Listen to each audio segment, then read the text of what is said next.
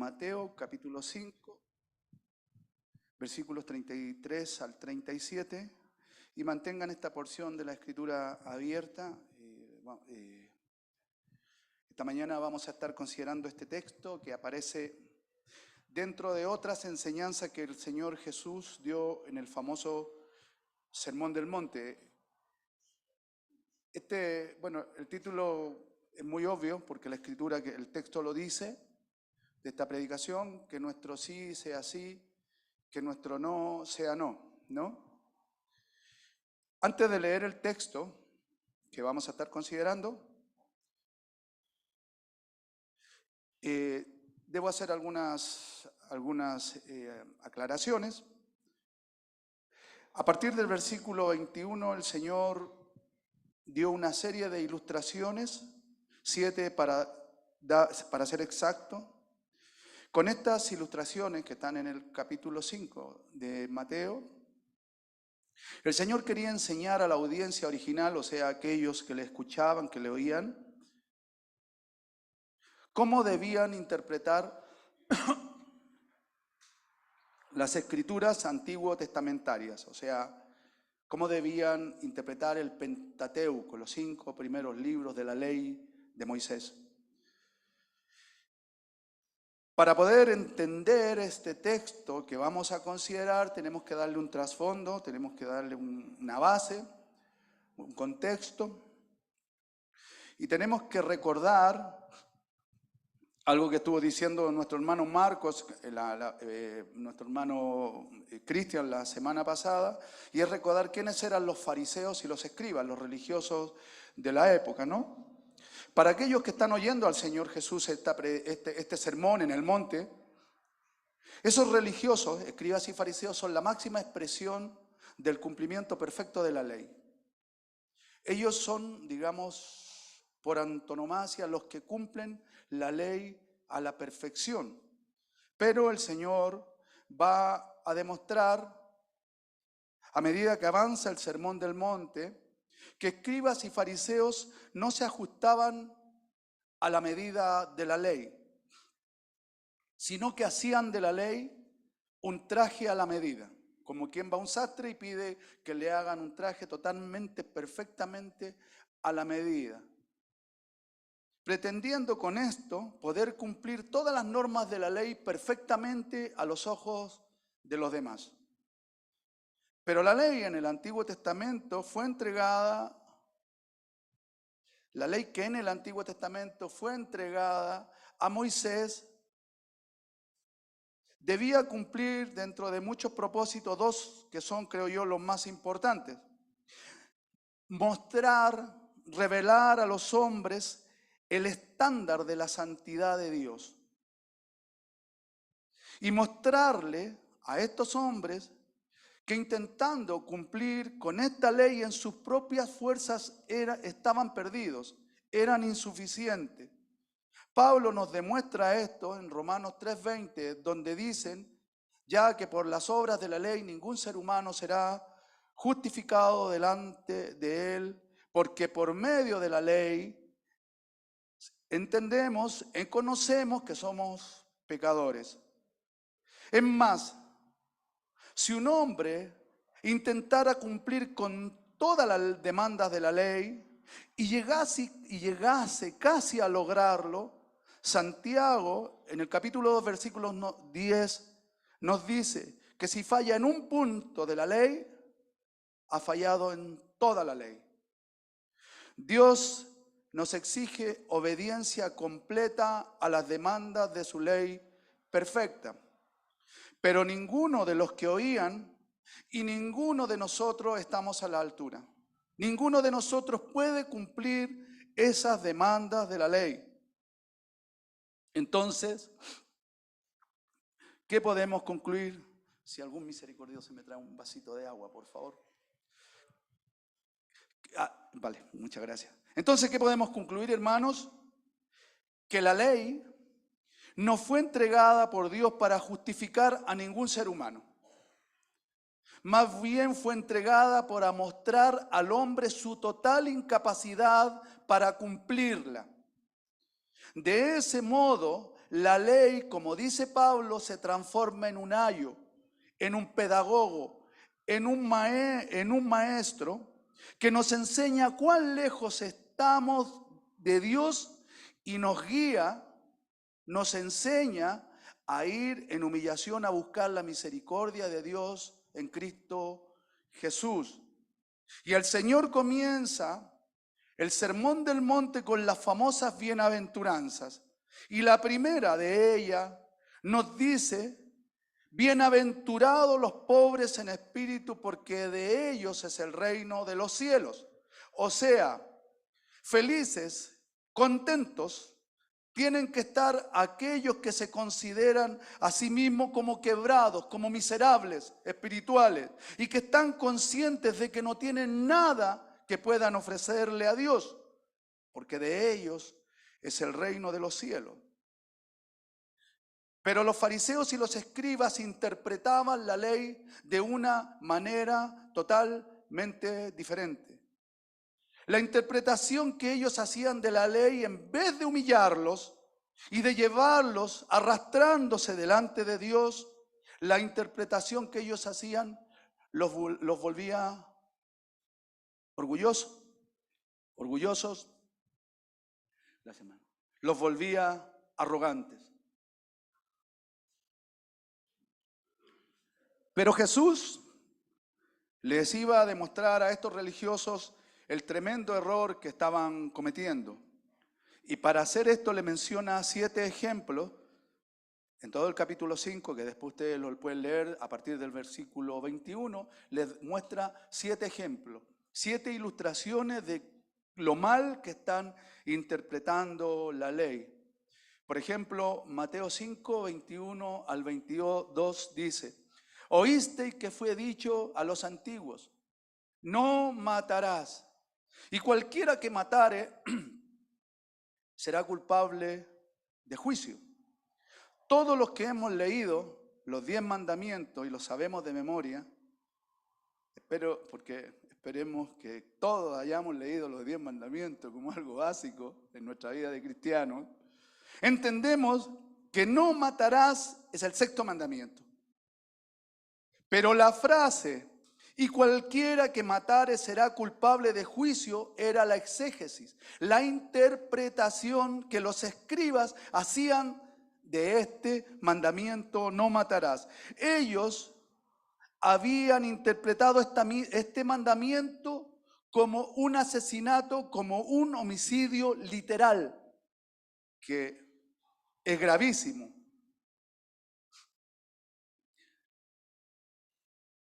Pero Jesús les muestra que el alcance de ese mandamiento va mucho más allá de una interpretación literal, ¿no?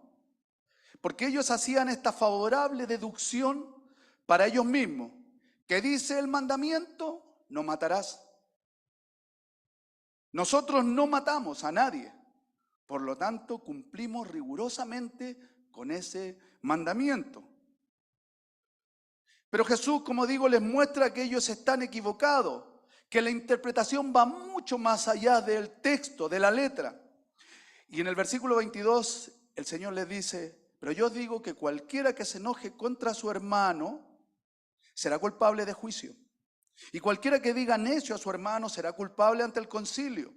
Y cualquiera que le diga fatuo quedará expuesto al infierno de fuego. Lo que el Señor está tratando de mostrarles a estos religiosos y a todos en general, los que le oían, es que el 6º mandamiento no solo prohíbe el asesinato literal o el homicidio, sino que considera que el odiar al prójimo es como matarlo en el corazón. El enojo, la ira contra tu hermano es tan grave como matarlo. Los religiosos judíos, escribas y fariseos, entendían muy bien lo que el Señor les estaba tratando de decir, porque ellos jamás se hubiesen atrevido a matar a un samaritano, pero en su corazón hubiesen querido hacerlo desaparecer de la faz de la tierra. Odiaban a los samaritanos desde acá, visceralmente, ¿no? Y este texto es solo un ejemplo de varios pasajes más que ustedes pueden ver en el capítulo 5, en donde el Señor les dará el mismo diagnóstico. La interpretación que hacen de la ley, escribas y fariseos, es deficiente. Por lo tanto, también su empeño en ajustarse a la justicia de Dios es deficiente. Y en este sentido el Señor le dice a los que oían el sermón, Mateo 5:20, pero yo os digo que si vuestra justicia no fuese mayor que la de los escribas y los fariseos, no entraréis en el reino de los cielos. Hermanos, esta declaración que Jesús dijo tiene que haber sido impactante para los que lo oían, escandalosa. Porque, como dije al principio, los fariseos eran los máximos exponentes de la religión. Eran los máximos exponentes de la moral. Ellos contaban, los fariseos y escribas, con toda la aprobación del pueblo, con toda la admiración, ¿no? Contaban con toda la admiración, la aprobación. Eran respetados por los judíos comunes y corrientes. Pero el Señor les está haciendo un llamado de alerta a aquellos que los escuchan, que lo escuchan. Oísteis que fue dicho, pero yo les digo. Oísteis que fue dicho, pero yo les digo. El Señor no está contradiciendo a Moisés, a quien le fue dada la ley. El Señor está así, por así decirlo, quitando de encima la mala interpretación que los religiosos habían hecho de la ley de Moisés. Pero ¿qué interés tiene el Señor al corregir a estos hombres? ¿Qué interés tiene el Señor al decir estas cosas en el Sermón del Monte? ¿No? Una señal de esto nos la da Pablo en la carta a los Romanos, donde nos dice en el capítulo 3, versículo 20, que por medio de la ley es que conocemos el pecado. Cuando entendemos la ley perfecta de Dios y entendemos que no podemos alcanzar ninguno de esos mandamientos, entendemos lo pecadores que somos.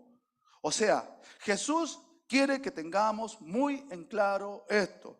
Una visión errada, una visión defectuosa de la ley, provoca en nosotros una visión defectuosa de nuestros pecados. Y una visión defectuosa de nuestros pecados no nos permitirá entender lo necesitados que estamos de un Salvador.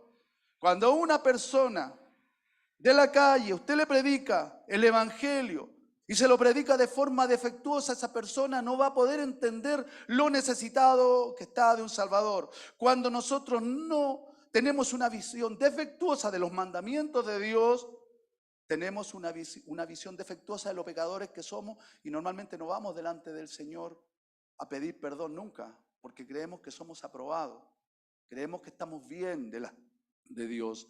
Estos fariseos y escribas creían que eran justos delante de Dios y que cumplían la ley a la perfección, pero estaban en un tremendo error porque su cumplimiento de la justicia de Dios era deficiente. Si estos hombres hubieran hecho una exégesis correcta, una interpretación correcta de la ley, se hubiesen dado cuenta de que en sus corazones eran adúlteros, eran asesinos, eran mentirosos. El Señor dice en Mateo 5:28, pero yo digo que cualquiera que mira a una mujer para codiciarla ya adulteró con ella en su corazón. O sea, cualquiera que mira a una mujer con deseos impuros es pecador delante de Dios. Entonces, ¿quién de nosotros puede quedar libre delante de una ley perfecta y santa? Pues nadie, hermanos. Teniendo en claro esto, entraremos de lleno al texto que nos ocupará en esta mañana. Con esto en nuestra cabeza, en nuestros corazones, vamos al texto sobre el cual vamos a estar considerando la Escritura en este día. Mateo 5, 33 al 37, donde les pedí que pusiesen un marcador, que lo tuvieran preparado.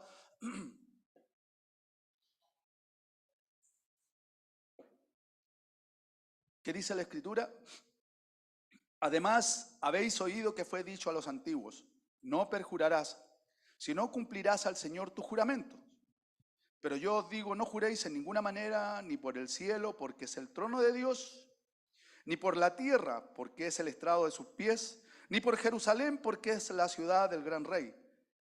Ni por tu cabeza jurarás, porque no puedes hacer blanco o negro un solo cabello.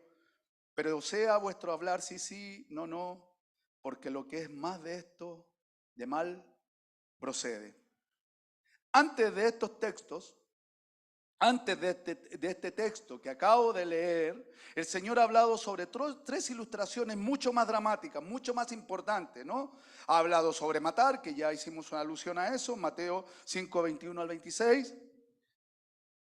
Habló sobre el adulterio, versículos 27 al 30, y habló sobre el divorcio, versículos 31 al 32. Son cosas graves. Son cosas importantes, incluso para cualquier persona, aunque no sean creyentes, les dirá que matar, que el adulterio y que el divorcio son cosas sobre las cuales hay que hablar. Pero ahora el Señor introduce una ilustración que a simple vista parece de tan poca importancia, ¿no? ¿Qué tiene que ver con nosotros? Se preguntarán algunos los juramentos si no acostumbramos a jurar, ¿no? ¿Acaso el tema de los juramentos es tan importante como nosotros, el homicidio, el adulterio, el divorcio?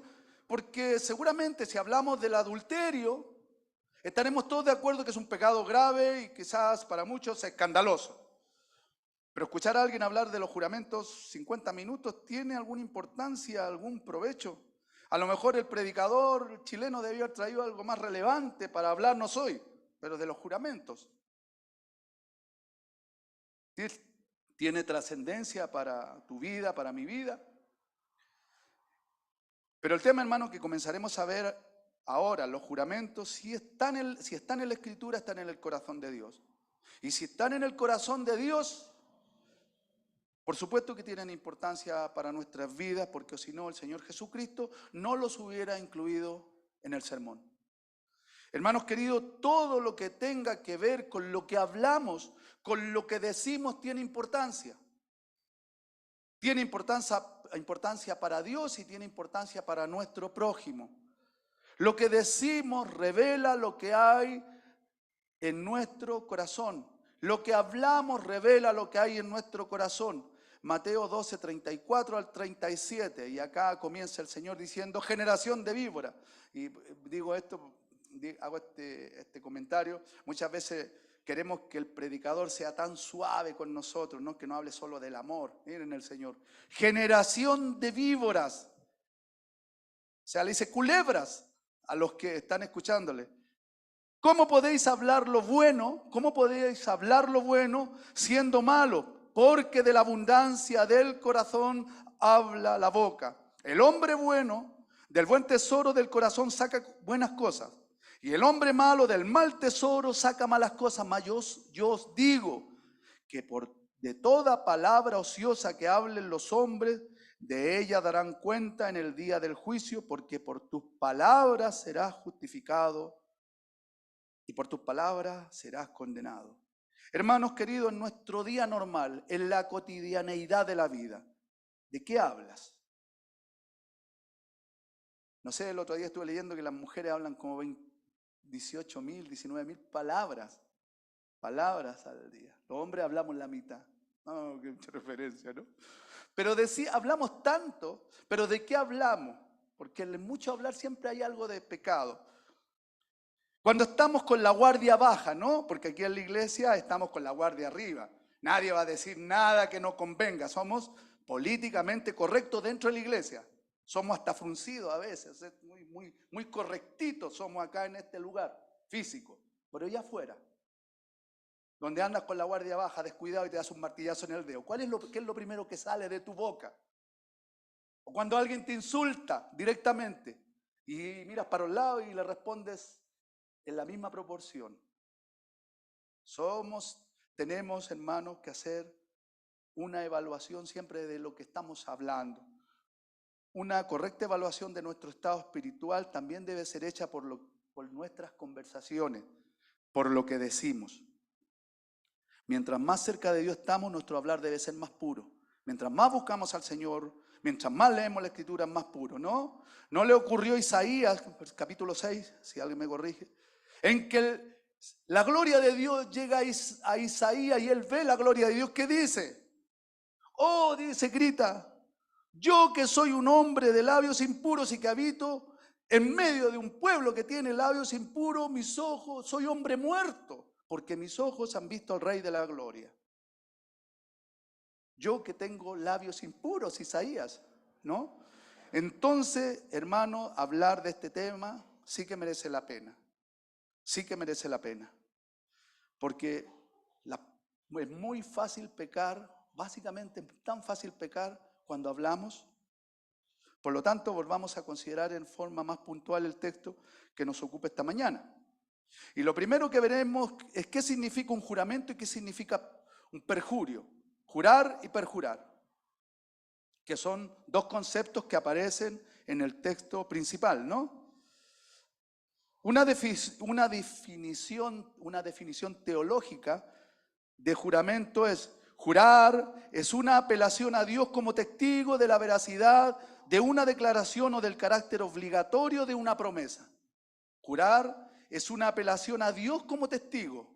Ponemos a Dios como testigo de que estamos diciendo la verdad cuando prometemos algo.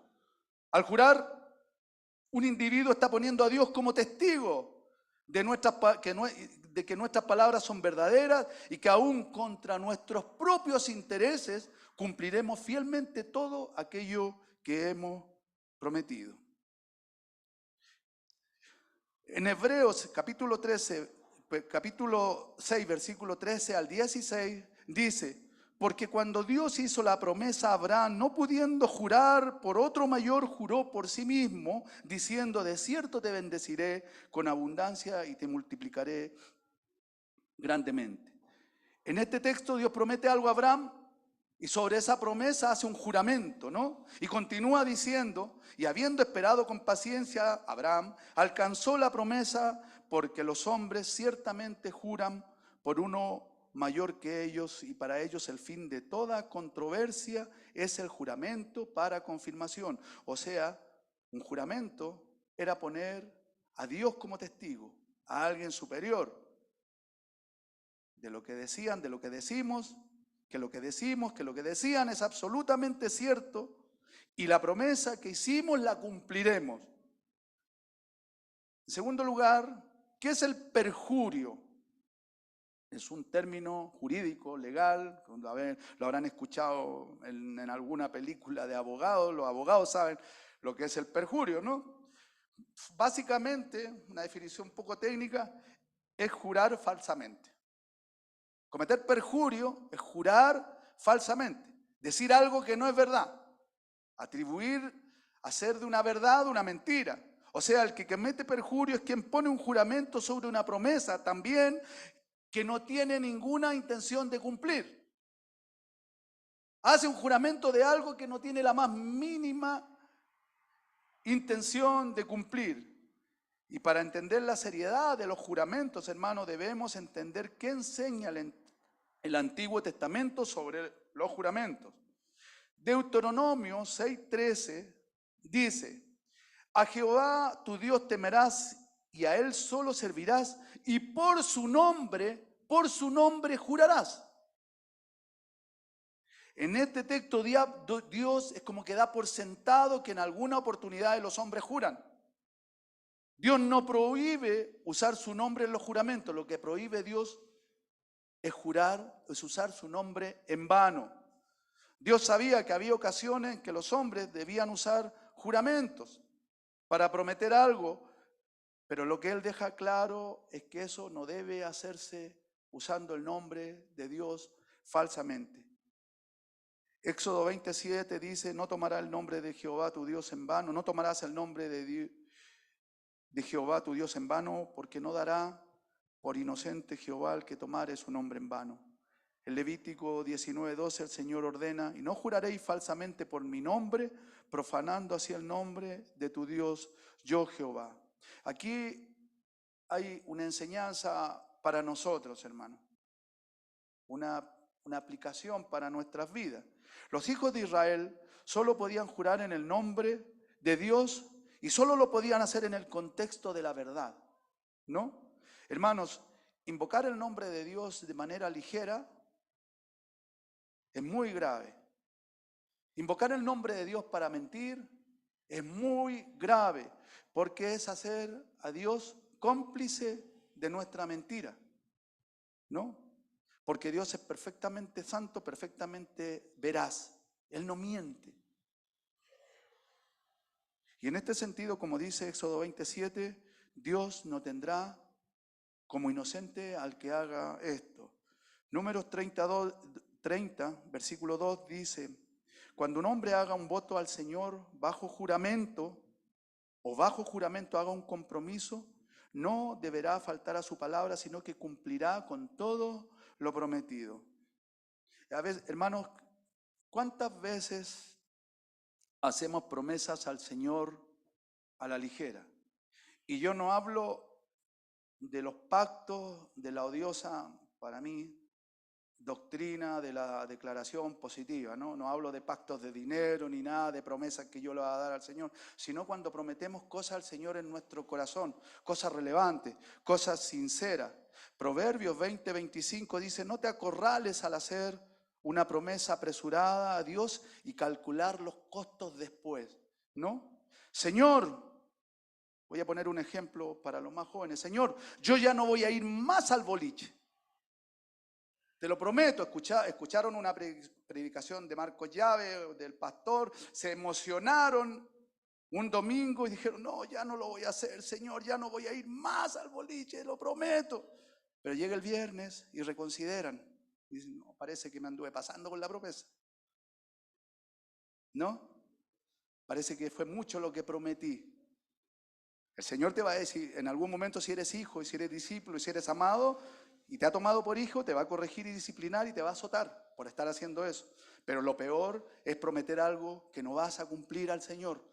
Si no vas a cumplir, no prometas: sí, yo hago pacto, sí, Señor, yo voy a venir a hacer la limpieza. Tonteritas, nos casamos con nuestros dichos, por tonteritas. Sí, yo voy a ir delante del Señor, yo voy a ir. Y el domingo dan las 8 de la mañana y ahí estás remoloneando y no vienes a la iglesia. ¿Por qué? Porque la promesa no la cumpliste. Entonces,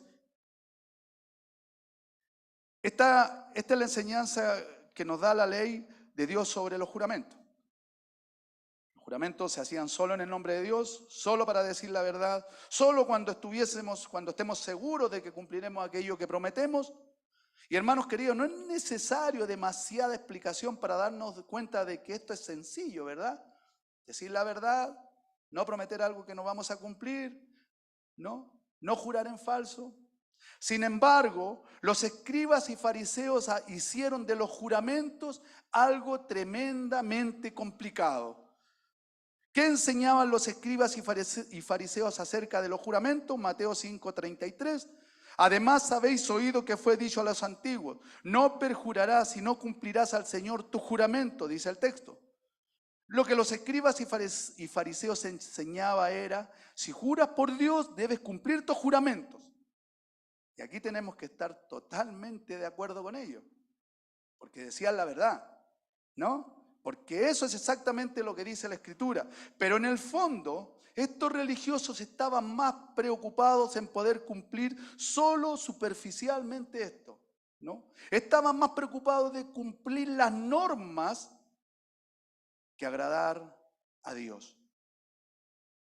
Ellos deseaban y hacían cualquier cosa por parecer a la vista de otros hombres como piadosos. ¿Y qué hacían ellos? Eran especialistas en tomar atajos, ¿no? Eran especialistas en hacer regates, los que juegan a la pelota, ¿no? La ley viene por acá y le hacen un regate y ellos hacen otra jugada. Eran especialistas. Ellos encontraron buenas excusas legales para evadir el verdadero sentido de los juramentos.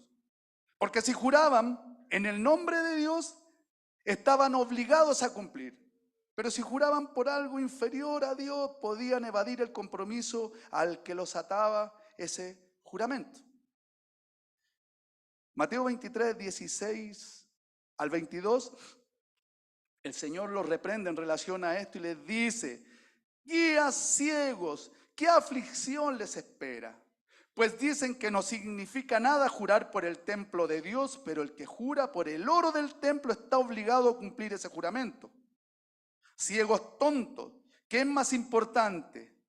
el oro o el templo que lo hace sagrado. Y dicen que jurar por el altar no impone una obligación, pero jurar por las ofrendas que están sobre el altar sí la impone. ¿Qué ciegos son? Pues, ¿qué es más importante, la ofrenda sobre el altar o el altar que hace que la ofrenda sea sagrada?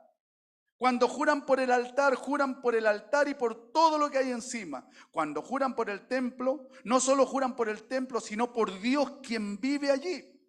Y cuando juran por el cielo, juran por el trono y por Dios quien se sienta en el trono. Hermano, si un judío juraba, porque no juraban por el nombre de Dios, el nombre de Dios no se mencionaba, pero si juraban por cualquier atributo de Dios, si juraban por su grandeza, si juraban por su eternidad, si juraban por su justicia, ese juramento era vinculante. Ese juramento los obligaba a cumplir. Pero si juraban por el cielo, por el mar, por la tierra, ya era otra cosa. Ya era otra cosa, ya no era de tan obligado cumplimiento. Y quiero poner un ejemplo para que esto nos quede más claro. Me trasladaré en mi máquina del tiempo al siglo I de la Palestina, porque hay máquinas del tiempo, vean TikTok. Me trasladaré al Israel del primer siglo, ¿no? Y como tengo una ferretería, voy a llevar en mi bolsito destornilladores Tramontina. ¿Quién ubica la marca Tramontina? Quizás todos, ¿no? Pero Tramontina también es una marca muy imitable. Todo el mundo imita, muchos imitan la marca, los chinos especialmente imitan esta marca brasileña. Y la va a encontrar usted, que los denuncio si los veo. Va a encontrar aquí en la Lavalle vendiendo a veces cosas Tramontina. Bueno. Y estoy en el cordón cuneta de un mercado judío con mi mantita ahí y mi destornillador Tramontina y paso a Marco Llave, que es un judío piadoso de la época, y me dice, Kiriti, ¿cuánto cuesta los Tramontinas esos que tú vendes? Y yo le digo tanto. Y Marcos piensa y dice, pero a lo mejor son una imitación burda de un destornillador. No, los observa, los mira, dice, serán Tramontinas, pero están muy bien, ¿no? Y por el precio. Y entonces me dice, pero tú estás seguro, judío Ojeda, que el Tramontina que me estás vendiendo es original. Yo le digo, sí, y pienso para mí, pero si así me los vendieron a mí, entonces tienen que ser Tramontina originales. Y él me dice, pero júrame por el altar del templo que son originales. Y yo digo, por el altar del templo. Está bien, digo yo, te juro. Y Marco reacciona, ¿no? Y dice, uy, está jurando muy rápido. No, júrame por el oro que está sobre el altar del templo. Yo sé que probablemente lo estoy engañando y él sabe que yo probablemente lo estoy engañando, pero aún así ese juramento es vinculante. Él se va tranquilo porque yo juré por el oro del altar del templo y yo no quedo tan tranquilo porque tampoco estoy tan seguro si le dije la verdad. Pues esta práctica era común en los judíos. En todas sus conversaciones ellos usaban el nombre de Dios para jurar, ¿no? Porque los fariseos se esforzaban en cumplir la ley, pero no para agradar a Dios, sino para poder ganar reputación entre los hombres. Y para lograr esto habían creado cientos de atajos legales, vericuetos, agujeros por donde entraban y salían para poder evadir la ley y para poder cumplir todas sus normas perfectamente a los ojos de los demás. Y en este punto es donde todos tenemos quizá una piedra para tirarle a los fariseos, ¿no? Una piedra espiritual. Pero antes de arrojarla, como dijo el predicador, antes de arrojarla, el que esté libre de pecado, que arroje la primera, ¿no? ¿No usamos también nosotros, hermanos, atajos legales para evadir las responsabilidades que tenemos como discípulos de Cristo? Hermano querido, y me incluyo, en toda la predicación me incluyo, ¿no es cierto que hay muchos discípulos del Señor que no les interesa adentrarse en las verdades de la Escritura para no añadir más cargas a su conciencia? No les interesa para nada saber lo que dice la Biblia, porque como dice Eclesiastés 1:18, el que añade conocimiento, que añade dolor. Y ellos prefieren ser ignorantes de lo que dice la Escritura y dicen, no quiero saber si es bueno o si es malo, no quiero saberlo. Prefiero no enterarme de nada. No quiero ser como aquellos que sí estudian la Biblia, que sí leen la Biblia y que encuentran en ella paz, encuentran gozo, alegría, pero también dolor. Porque mientras más Dios te da, más te demanda. Y muchas veces cuando estudias la Biblia te das cuenta lo alejado que estás de Dios o del pecado que están cometiendo. No, pero prefieren la ignorancia. Prefiero esconderme en la ignorancia para no añadir dolor en mi vida. No quiero saber si es sí, si es no. Hermano, si no deseamos que nuestras conciencias nos redargullan, que nuestras conciencias no nos den un llamado de aviso, que nuestras conciencias, espiritualmente hablando, no sean el Pepe Grillo al cual aludió Marcos, que nos dice tan mal, seamos ignorantes. No leamos la Escritura, ¿no? Para no añadir dolor, pero de esto te va a pedir cuenta Dios, porque estás añadiendo condenación a tu vida, ¿no? Por eso hay hermanos que nunca van a los pastores, nunca. Jamás los vamos a ver en un discipulado, porque no quieren escuchar lo que le dice el pastor, porque ellos no quieren decir la verdad sobre sus vidas.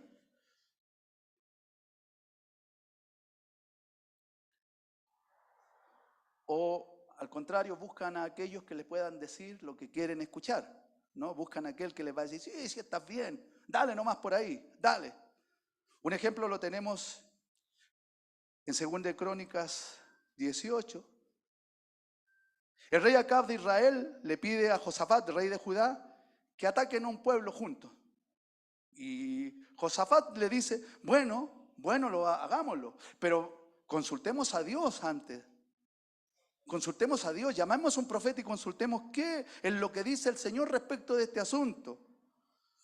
Y Acab llamó a 400 profetas, todos pauteros, ¿no? Todos en la pauta, o sea, todos eran mantenidos por el rey.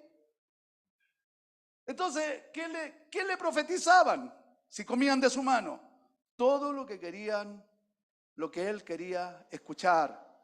Pero Josafat no queda conforme con esto. Y le dice, ¿no habrá otro profeta para tener, como en el médico, una segunda opinión? Entonces, ¿cuál es la respuesta de Acab? 2 de Crónicas 18:7. El rey de Israel contestó a Josafat, sí, hay un hombre, otro profeta, al cual podríamos consultar a Dios, ¿no? Pero a ese hombre lo odio, lo detesto, porque nunca me profetiza cosas buenas. Siempre me profetiza lo que yo no quiero escuchar. Entonces Josafat le dice, un rey no debería hablar así, ¿eh? Ojo, un rey no debería hablar así. Escuchemos lo que tenga que decir. Hermano, un discípulo de Cristo no debería pensar así. Escucha lo que te tiene que decir el Señor. Escucha lo que Dios tiene que hablar, es por tu bien. El Salmo 119, del 1 al 2 dice, felices son los íntegros, los que siguen las enseñanzas del Señor. Y el Salmo 119, el 29 al 30 dice, líbrame de mentirme a mí mismo. Líbrame de mentirme a mí mismo. Dame el privilegio de conocer tus enseñanzas. David veía la ley como algo hermoso, como libertad. Los inconversos, y muchos, ven en la ley, incluso hermanos, ven en la ley como algo molesto. Son muchos mandamientos, es que son muchas cosas. Un creyente genuino ve que son muchos los pecados que lo alejan de la ley. Son muchos los pecados que estorban mi camino, en mi carrera de fe, de santidad y obediencia hacia el Señor. Hermanos queridos, el mal no está en la ley, el mal está en nosotros. Los fariseos querían vivir tranquilos con una buena reputación sin importarle el desagrado que Dios tenía de ellos. Muchos hoy en día que se llaman cristianos reducen los mandamientos del Señor a una serie de normas externas, pero no entienden el espíritu de la ley. Invocan este versículo de primera de Juan 2:15, ¿no? No amen al mundo ni las cosas que les ofrece el mundo. Porque cuando aman al mundo no tienen el amor del Padre habitando en ustedes. E interpretan que amar al mundo es no fumar, no beber alcohol, no escuchar según qué tipo de música, no vestirse según de qué forma, que estas cosas están mal, por supuesto. Pero dicen, mientras yo no haga estas cosas, yo no amo el mundo. Hermano, el amor al mundo no es solo una serie de acciones externas. El amor al mundo es una disposición del corazón. Los movimientos más internos que solamente nosotros conocemos determinan si estamos amando o no estamos amando el mundo. Yo puedo cumplir externamente cientos de normas morales y seguir siendo mundano. Yo puedo seguir cientos de normas y cumplirlas perfectamente como los religiosos fariseos, pero soy un mundano, ¿no? El Salmo 17:14, ¿qué dice? Líbrame de los hombres, estoy leyendo fracciones por el tiempo. Líbrame, Señor, de los hombres mundanos, cuya porción la tienen en esta vida. No sé si estoy yendo bien con lo que dice ahí, porque si no, ya me dirán. Salmo 17:14, Señor, líbrame de los hombres mundanos cuya porción la tienen en esta vida. La mundanalidad no solo es emborracharse, escuchar según qué tipo de música. Todas estas cosas son una expresión de la mundanalidad. Pero la verdadera mundanalidad, hermano, es una disposición perversa del corazón a tener esta vida presente como el mayor de los bienes que puedas tener.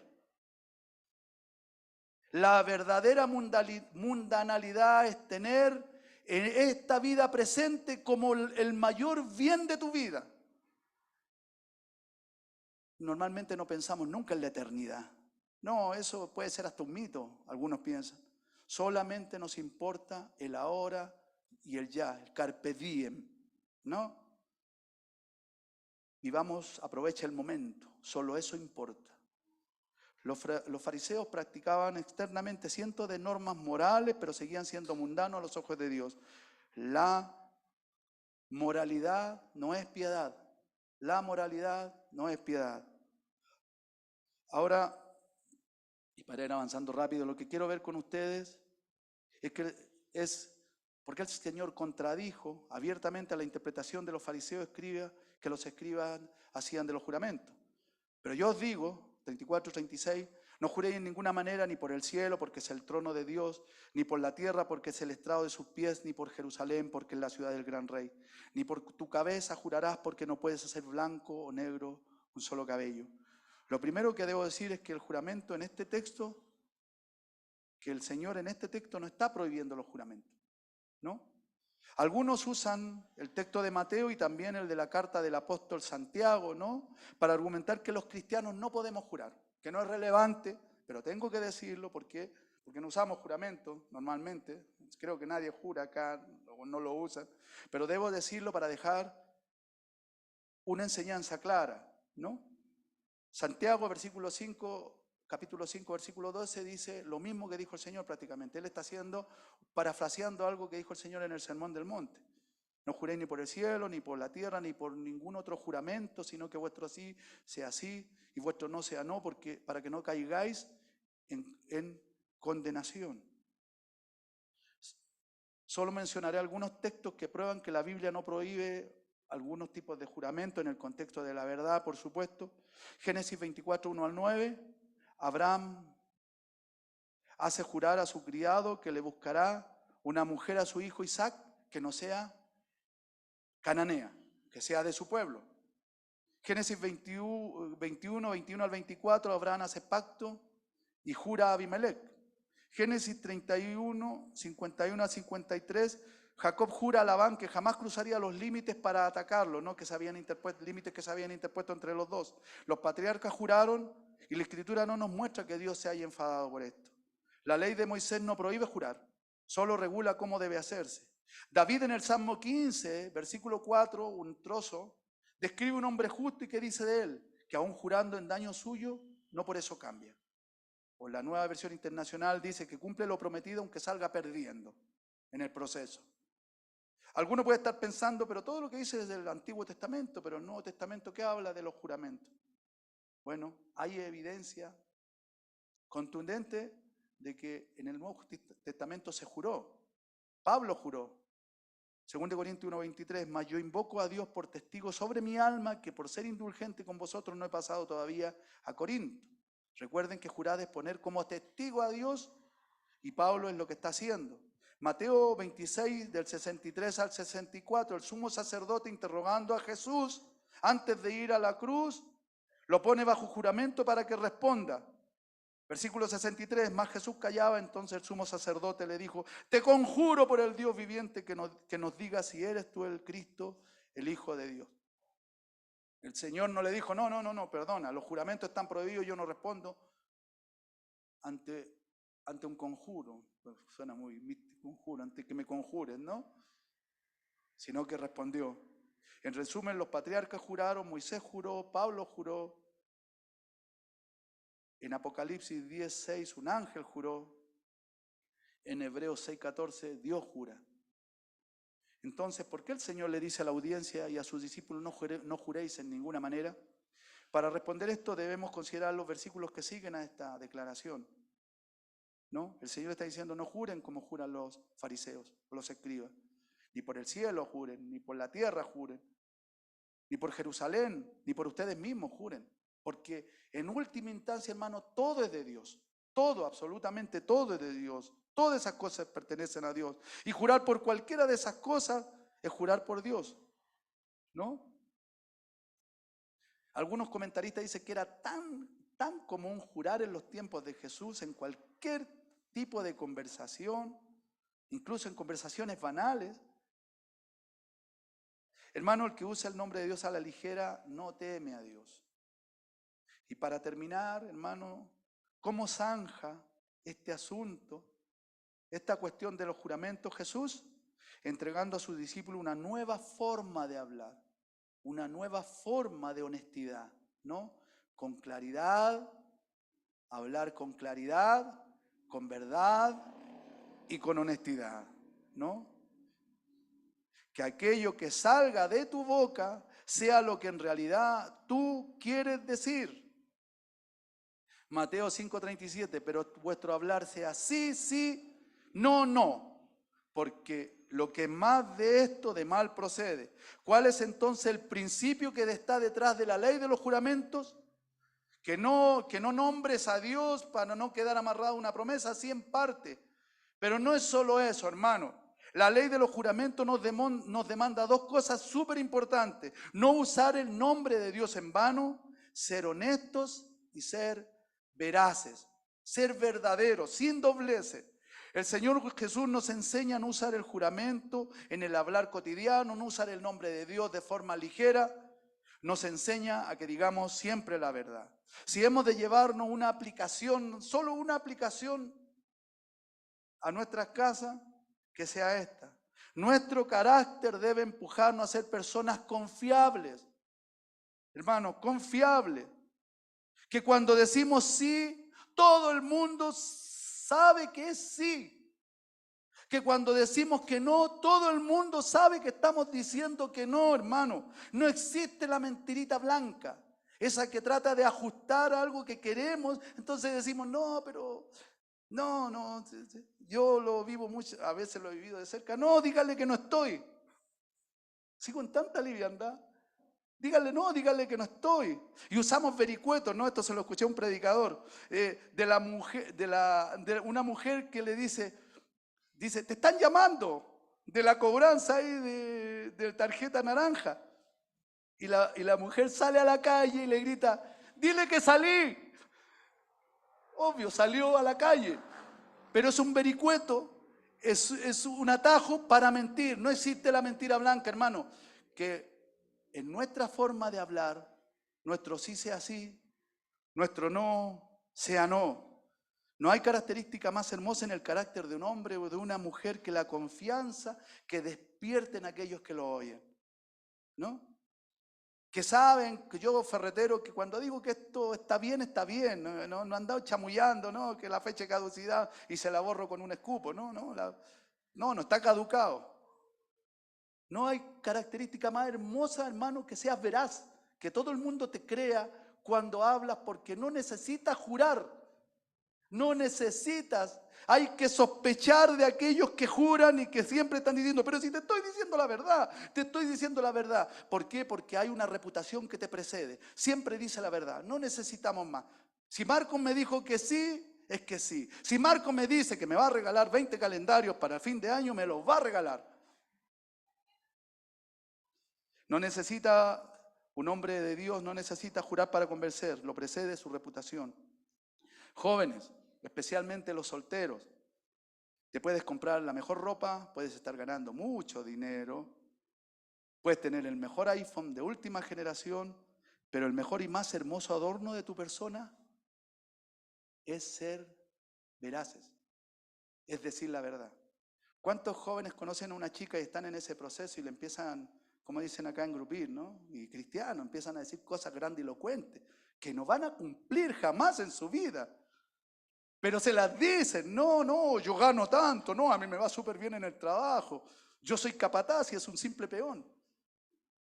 Seamos veraces, hermanos. Padre, cuando instruyas a tus hijos, tu sí debe ser sí y tu no debe ser no.